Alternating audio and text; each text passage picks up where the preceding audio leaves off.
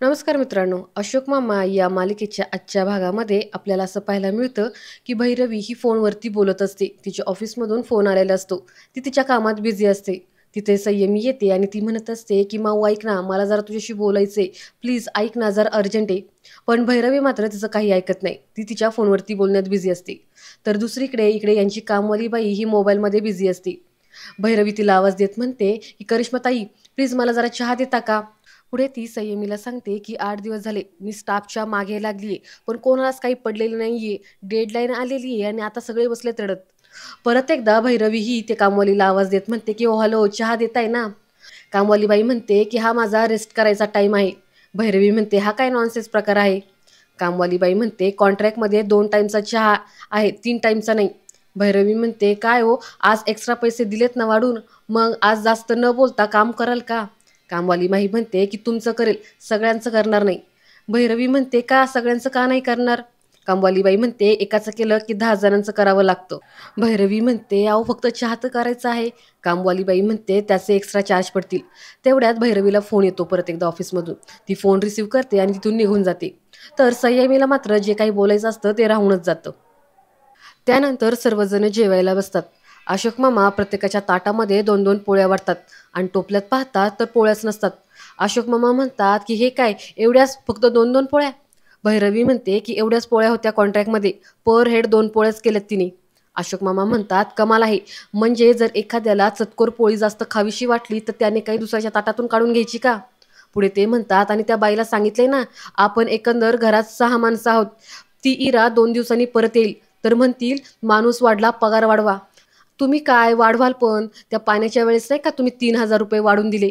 यावरती ईशान हसायला लागतो. अशोक मामा म्हणतात, "गप रे, हसू नकोस." पुढे अशोक मामा म्हणतात, की "नशीब पोळ्यांचा आज पापड झाला नाहीये. चला रे सुरुवात करू जेवायला. आणि हे बघा प्रत्येकाने 2-2 पोळ्याच खायच्या. जास्त भूक लागली तर उपाशी राहा. शिस्त म्हणजे शिस्त." पुढे ते अनिशला म्हणतात, की "अनिश, तुला आठवतंय का तू लहान असताना आपल्याकडे पारूबाई यायच्या?" अनिश म्हणतो, "पारूबाई, ऑफकोर्स आठवते ना." पुढे तो संयमी आणि ईशानला सांगतो, की "तुम्हाला सांगू का, मी आणि दादा आम्ही एकदा ना तिच्या अंगावरती खोटी पार टाकली होती. इतक्या घाबरल्या होत्या ना त्या, आणि त्यानंतर बाबांनी आम्हाला खूप धुतलं होतं." अशोक मामा म्हणतात, की "वांड होता तुम्ही, एक नंबरचे वांड. अरे ती पारूबाई किती चांगली होती, किती सगळं मायेनं करायची आणि तुम्ही मात्र तिला छळायचे." अनिश म्हणतो, बाबा आम्ही छळत नव्हतो, मस्ती करत होतो." पुढे अनिश म्हणतो, "बाबा, तुम्हाला ती कुंदा मावशी आठवते का? काय चव होती ना तिच्या हाताला." अशोक मामा म्हणतात, की "वेणू सगळा स्वयंपाक करायची, पण आमटी मात्र कुंदाबाईकडूनच करून घ्यायची. तिचा नवरा गेला आणि ती गावाला गेली. त्यानंतर ती परत आलीच नाही." अनिश म्हणतो, "तुम्हाला सांगू ईशान, कुंदा मावशी मुरांबा काय बनवायची? अरे मी आणि दादा बरण्याच्या बरण्या संपवायचो. नॉनस्टॉप खातच सुटायचो." अशोक मामा म्हणतात, "काय दिवस होते ना ते. कुंदाबाई नुसती घरकाम करणारी बाई नव्हती, कुटुंबाचा एक भाग होती. तशीच ही फुलराणी सुद्धा. उशीर आली ना तर मी तिला कित्येक वेळा दम द्यायचो, की तुझा पगार कापेन." अनिश म्हणतो, "पण तुम्ही कधीच तिचा पगार कापला नाही." अशोक मामा म्हणतात, "कित्येकदा मी जेव्हा ईश्वरकडे जेवायला जायचो ना, त्यावेळेस मी मुद्दाम तिला जेवण बनवायला सांगायचो आणि नंतर मग म्हणायचो, 'अरे मी ईश्वरकडे जेवून आलो, मी विसरलो तुला सांगायला.' आणि मग ते जेवण मी तिला घेऊन जायला सांगायचो." असो, आपली माणसं जेव्हा जवळ असतात ना, तेव्हा त्याची किंमत नसते. मग दुसऱ्याबरोबर नाईलाजाने जुळून घ्यावं लागतं. असा हात टोमणा ते भैरवीला देतात आणि पुढे म्हणतात, "चला चला जेवा पटापटा." भैरवी उठते आणि ती पुढे येऊन म्हणते, की "बाबा तुम्ही जेवा, मी मुलांना बाहेर घेऊन जाते. काळजी करू नका, चांगल्या रेस्टॉरंटमध्ये जाईल आणि काही बिघडणार नाही त्यांची पोटं." संयमी म्हणते, "मला नाही यायचं." भैरवी म्हणते, "का? एरवी तर खूप एक्सायटेड असते ना बाहेर जायला, आता काय झालं?" संयमी म्हणते, की "माऊ, मला बाहेरच जायचं नाहीये." भैरवी म्हणते, "ठीक आहे, ईशान चल उठ तू." ईशान म्हणतो, "नको, इरा नाहीये ना तर उगाचच तिला वाईट वाटेल, मी पण नाही येत." भैरवी म्हणते, "बरं ठीक आहे, तुम्ही जेवा पोटभर, मी जाते बाहेर." अनिश म्हणतो, "थांब भैरवी."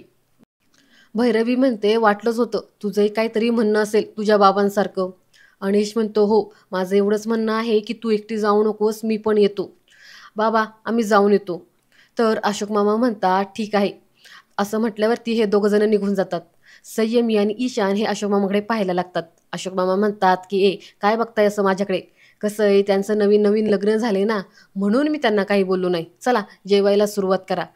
त्यानंतर जेवण वगैरे झाल्यावरती ईशान हा अशोक मामांना त्यांचा मोबाईल शिकवत असतो. पासवर्ड कसा रिसेट करायचा आणि कसा नवीन टाकायचा ते.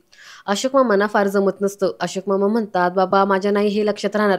मी कागदावर लिहून ठेवतो." ईशान म्हणतो, "आणि कागद हरवला म्हणजे मग तो कुठे सापडला नाही तर?" अशोक मामा म्हणतात, "ते पण बरोबर आहे." ईशान म्हणतो, "मग हे नोटपॅड आहे ना इथे लिहा." अशोक मामा म्हणतात, की "अरे एवढे बारीक-बारीक लिहिलेलं आहे याच्यामध्ये, हे वाचता-वाचता माझ्या डोळ्यांची भोकं पडतील ना." ईशान म्हणतो, "मग कॉम्प्युटरवर बसा." अशोक मामा म्हणतात, की "म्हणजे अजून एक यंत्र? बापरे!" ईशान म्हणतो, "अहो आजोबा खूप सोपं असतं. त्या कियांसारख्या मुलाला ते वापरता येतं, मग तुम्हाला का नाही येणार?" अशोक मामा म्हणतात, मी काही आहे का?" ईशान म्हणतो, "तसं नाही, मी फक्त तुम्हाला सांगतोय, की तुम्ही कॉम्प्युटर वापरा. नाहीतर मग संयमिताईचा लॅपी आहे ना, लॅपटॉप, तो वापरा तुम्ही." अशोक मामा म्हणतात, "नको, नको रे, संयमिताईचा कशाला लॅपटॉप? अरे तिला जावं लागेल ना कॉलेजला, मग तिला लागणार नाही का?" पुढे ईशान म्हणतो, की "आजोबा, मला ना इराची आठवण येते. तिला फोन करू का? कसं आहे, जेव्हा ती अभ्यास करायला बसते ना, त्यावेळेस ती काहीच खात नाही. मग मलाच कसं तरी वाटतं." अशोक मामा म्हणतात, "येणार आहे ती." ईशान म्हणतो, "कधी येणार आहे?" अशोक मामा म्हणतात, "अरे येणार आहे ती." ईशान म्हणतो, "अहो पण कधी येणार आहे?" तेवढ्यात दारावरची बेल वाजते. ईशान म्हणतो, की "काका काकू आले वाटतं." अशोक मामा म्हणतात, की "जा दार उघड." ईशान म्हणतो, "मी?" अशोक मामा म्हणतात, "नाहीतर काय मी?" ईशान म्हणतो, "अहो आजोबा, मी दार उघडलेलं रात्रीचं तुम्हाला चालत नाही. तुम्ही माझ्यावरती ओरडता ना." अशोक मामा म्हणतात, "शहाणपणा करू नकोस. जा सांगतो ना मी तुला." ईशान म्हणतो, "तुम्ही म्हातारी माणसं ना, जेव्हा तुम्हाला आम्ही छोटे हवं असतं ना, त्यावेळेस आम्ही छोटं असतो आणि ज्यावेळेस तुम्हाला मोठी माणसं हवी असतात ना, त्यावेळेस आम्ही मोठं असतो." अशोक मामा म्हणतात, "थोबाड फोडीन, जास्त बोलू नकोस तू." ईशान म्हणतो, "कन्फ्यूज असता प्रत्येक वेळेस तुम्ही." असं म्हणत तिथून तो पळतो आणि दरवाजा उघडतो. तर समोर इरा आलेली असते. इरा आतमध्ये येते आणि म्हणते, "हाय." ईशान म्हणतो, "हाय काय हाय, गप्प बस, चल बाहेर निघ, बाहेर जा, मंद कुठची अक्कलशून्य मुलगी." तर इरा सुद्धा त्याला म्हणायला लागते, "गप्प बस, गप्प बस." तर ईशान तिला चिडवायला लागतो, की "बावळट मुलगी आहेस, अक्कलशून्य मुलगी आहेस." तर इरा ही पळतच अशोक मामांजवळ जाते आणि त्यांना मिठी मारते. अशोक मामा म्हणतात, "अरे वा वा वा, आला का माझा धडपड कांदा, कशी आहेस बाळा तू?" इरा म्हणते, "आजोबा मी खूप मस्त आहे." ईशान पुढे येतो आणि तो म्हणतो, की "आजोबा तुम्ही तर एकदम जादूच केली. म्हणजे तुम्ही म्हणालात, की आता इरा येईल आणि चक्क इरा आली सुद्धा." तर अशोक मामा म्हणतात, "अरे काही गोष्टी तुमच्या ना तंत्रज्ञानाच्या पलीकडे पण असतात. जेव्हा जवळचा माणूस परत येणार असतो ना, त्यावेळेस ते आपल्याला आधीच कळतं." ईशान कन्फ्यूज होतो आणि तो म्हणतो, "म्हणजे कसं काय?" चंदनराव म्हणतात, की "अरे उद्यापासून परीक्षा नाही का तुमची? मग इराला सोडायला नको का? म्हणून मी इथं घेऊन आलो तिला." इरा म्हणते, "आणि आजोबा मी सांगितलेलं ईशानला सांगू नका. त्याला सरप्राईज द्यायचं होतं." ईशान म्हणतो, "काय कसलं सरप्राईज? कळालं मला आधीच. तुझा ना पचका झालाय इरा, पचका." इरा म्हणते, "ए गप, माझा पचका झालेला नाहीये." ईशान म्हणतो, "तुझा पचकाच झालाय, मंद कुठची. मॅथ येतं का तुला मॅथ?" इरा म्हणते, "हो येतं मला मॅथ, गप्प बस तू." असं म्हणून हे दोघं जण पुन्हा एकदा भांडायला लागतात आणि एकमेकांच्या मागे पळायला लागतात. अशोक मामा फार खुश होतात त्यांना असं बघून आणि मोठ्यानेच म्हणतात, की "चंदनराव, अहो गेलेलं वैभव तुम्ही परत एकदा आम्हाला आणून दिलं. बघा आता कसं नॉर्मल वाटतंय." त्यानंतर इकडे अनिश आणि भैरवी हे दोघं जण जेवण करून तिथून निघालेले असतात. अनिश भैरवीला म्हणतो, "आपण फुलराणीला परत बोलूया का?" भैरवी म्हणते, "काही एक गरज नाहीये." अनिश म्हणतो, "हे बघ, मला माहीत आहे तिला असं वाटतंय की संयमीने तिचे पैसे घेतले, ती चुकली." भैरवी म्हणते, "नाही, तिचं बरोबर आहे. संयमीने खरंच तिचे पैसे घेतले होते अनिश." अनिश हे ऐकताच मोठ्याने म्हणतो, "व्हॉट संयमी?" भैरवी म्हणते, "हो प्लीज, पण तू आता तिच्यावरती ओरडू नकोस हा." अनिश म्हणतो, "ओरडू नकोस म्हणजे?" 2 मुस्कटात देतो आणि बाबांसमोर उभा करतो तिला. "तिला काहीच कसं वाटत नाही?" भैरवी म्हणते, "अनिश तिला गिल्ट आहे या सगळ्याचं. पण तू जर आता तिला सगळ्यांसमोर हे कन्फ्रंट करायला लावलंस ना, तर तिला आणखीन गिल्ट वाटेल. ती ऑलरेडी डिस्टर्ब आहे. प्लीज असं करू नकोस." अनिश म्हणतो, "अगं पण म्हणून तिने चूक केलेली आहे त्याचं काय?"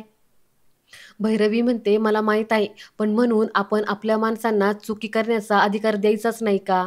हे बघ अनिश, ताई आणि जिजू गेल्यानंतर तिची सेफ पेस गेलेली आहे.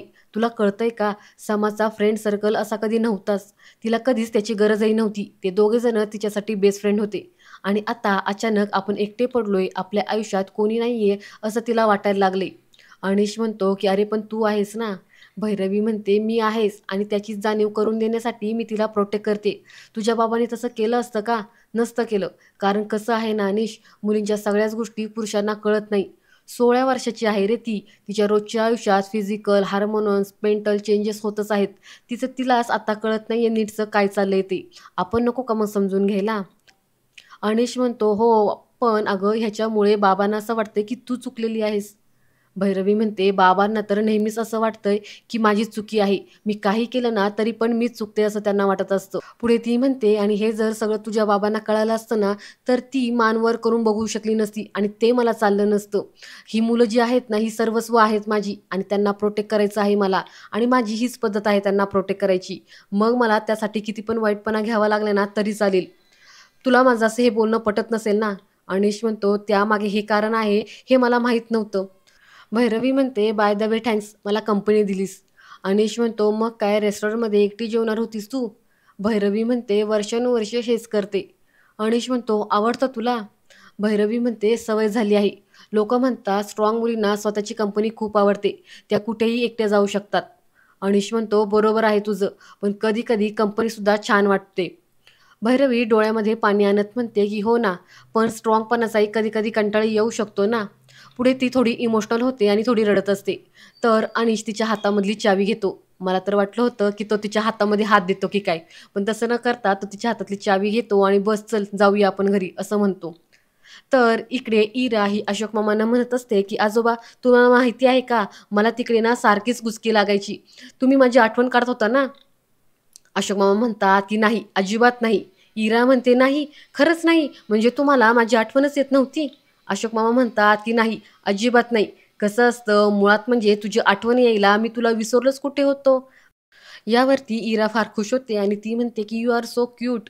चंदनराव म्हणतात, की "काय डबल आईस्क्रीम मिळवण्यासाठी आजोबांना मस्का मारतीये?" ईशान म्हणतो, "चंदोबा, त्याचा काहीच उपयोग नाहीये. आमचे अशोक आजोबा पक्के आहेत." अशोक मामा त्याच्यावरती ओरडतात आणि म्हणतात, "ए ईशान, बघू का?" तर तो पुढे म्हणतो, की "म्हणजे चंदोबासारखे पटकन फसत नाही असं म्हणायचंय मला." अशोक मामा म्हणतात, की "चंदनराव हा जरा ना आगाऊ होत चाललाय, आगाऊ." पुढे चंदनराव हे संयमीकडे बघतात आणि म्हणतात, की "संयमी, काय झालं? तू काहीच खात नाहीयेस, शांत शांत आहेस." संयमी बोलणार तेवढ्यात दारावरची बेल वाजते. ईशान म्हणतो, की "आजोबा, मी दरवाजा उघडू की नको उघडू?" अशोक मामा म्हणतात, की "साळसूद ससा की नाही तू माझा? जा आणि दरवाजा उघड." असं म्हटल्यावरती ईशान जातो आणि दरवाजा उघडतो. समोर अनिश आणि भैरवी आलेले असतात. त्यांना पाहून म्हणतो, की "अरे वाह! तुम्ही या ना या, चंदोबा पण आलाय." हे दोघं जण आत आल्यावरती चंदनराव लगेच उठतात आणि म्हणतात, की "अशोकराव, मी येतो. 2-4 दिवस आहे मी इथे. तुम्हाला वेळ असेल तसं आपण भेटूया." अशोक मामा म्हणतात, "मला वेळच वेळ आहे. तुम्ही कधीही या. आपण कधीही भेटूया." पुढे चंदनराव हे जायला लागतात. ते भैरवीसोबत एक शब्द देखील बोलत नाहीत. अनिशला ते विचारतात, की "अनिश, कसा आहेस?" अनिश म्हणतो, "मी बरा आहे. तुम्ही कसे आहेत?" यावरती चंदनराव मात्र काहीच बोलत नाही.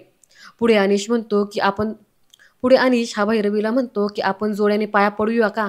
असं म्हणून हे दोघं जण चंदनरावच्या पाया पडतात. चंदनराव त्यांना यशस्वी व्हा असा आशीर्वाद देतात आणि तिथून जातात.